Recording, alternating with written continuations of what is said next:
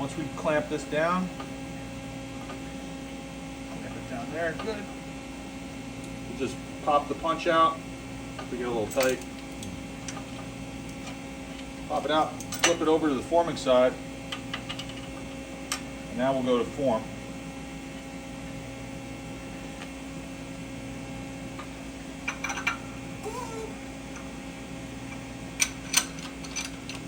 And let's see how this goes.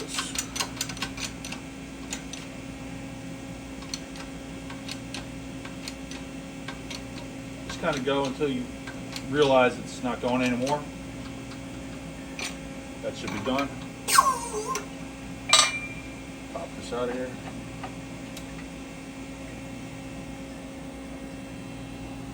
And there we go.